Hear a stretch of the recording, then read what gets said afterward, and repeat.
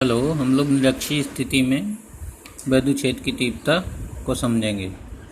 तो ये है वैद्युत द्विध्रुव और इसकी अक्ष ये है, उसके लंबवत इसके मध्य बिंदु से गुजरने वाली ये जो रेखा है इसको निरक्षीय रेखा कहते हैं।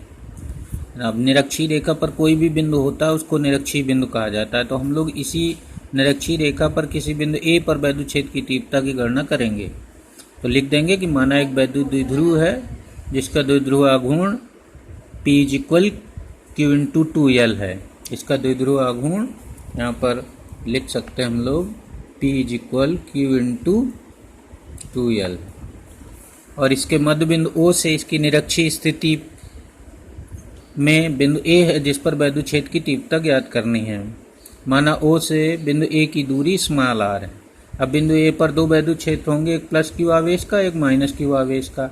तो पहले हम लोग इसकी +Q और -Q आवेश से दूरी बना लेंगे। तो +Q आवेश की A से दूरी जो होगी वो पाइथागोरस थ्योरम से r² + l² हो जाएगी अंडर में, और इसी तरह से -Q की भी दूरी √r² + l² होगी, ये लिखिए अंदर। अब हम लोग +Q के कारण बिंदु A पर वैद्युच्छेद की तीव्रता लिखेंगे। तो लिखेंगे 1/4πε0 Q/r² √r² + l² का होल स्क्वायर। जब होल स्क्वायर करेंगे वर्गमूल हट जाएगा, ये आ जाएगा। और E1 की डायरेक्शन जो है +Q के कारण दूर की ओर बनेगी, तो यहाँ पेन रख के इधर को तीर बना लेंगे, ये E1 का तीर हो जाएगा। इसी तरह से -Q आवेश के कारण बिंदु A पर वैद्युच्छेद की तीव्रता निकालेंगे हम लोग।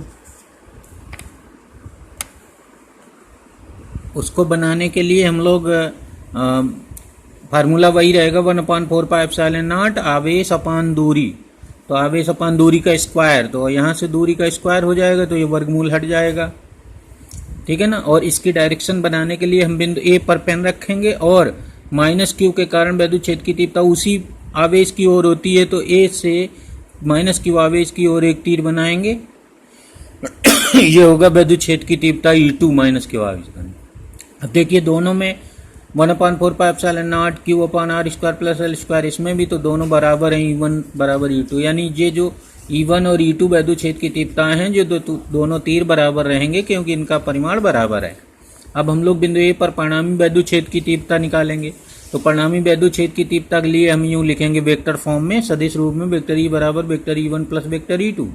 अब इन दोनों वेक्टर E1 और वेक्टर E2 के बीच का कोण देखेंगे तो मान लेंगे कि कोण A'(O), ये वाला जो कोण है वो थीटा है। जब ये कोण थीटा होगा तो ये भी थीटा होगा और ये भी थीटा होगा, तो ये टोटल E1 और E2 के बीच के कोण हो जाएगा 2 थीटा। तो अब हम लोग परिणामी ज्ञात करने के लिए यहाँ पर वो वेक्टर का फार्मूला लगा देंगे।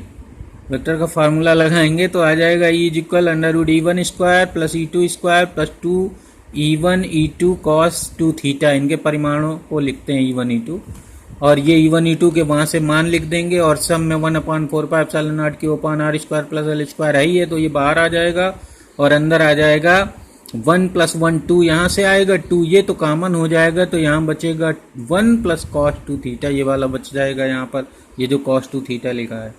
अब हम लोग आगे बढ़ेंगे तो यहाँ से आ जाएगा 1/4πε0 Q/r² + l², 2 कॉमन, और ये cos 2 थीटा की जगह फार्मूला लगा देंगे 2 cos² θ/2 - 1 वाला, तो 1 1 कट जाएगा और यहाँ पर 2 cos θ 2 कट जाएगा तो थीटा बचेगा।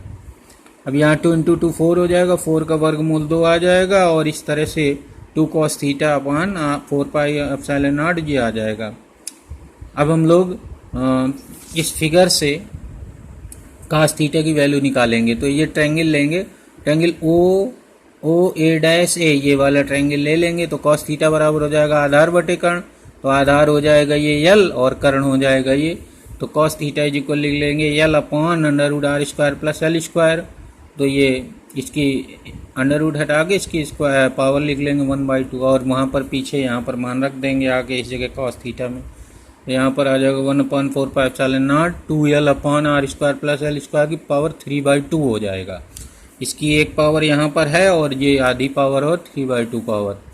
अब यहाँ पर Q × 2L को P लिख लेंगे, तो ये आ जाएगा P/r² + l²। फिर ये मान लेंगे कि बिंदु A O से बहुत दूर है, तो ये डिस्टेंस R L की तुलना में बहुत अधिक होगी, तो R is very very greater than L, तो एल स्क्वायर को छोड़ दिया जाता है, बहुत कम वैल्यू हो जाती है उसकी। यहाँ रख देंगे, एल स्क्वायर को छोड़ देंगे तो आर स्क्वायर का ये कट गया, पावर 3 आ जाएगी, ये है। और ये जो वेक्टर ई की दिशा हम लोग इस चित्र में देख रहे हैं, तो ये वेक्टर पी की दिशा इधर को थी, द्विध्रुव आघूर्ण पी की दिशा इधर को थी और परिणामी की दिशा जस्ट अपोजिट इधर को आई है, तो यहाँ पर हम लिख देंगे वेक्टर पी के समांतर विपरीत दिशा में। तो ये याद रखना।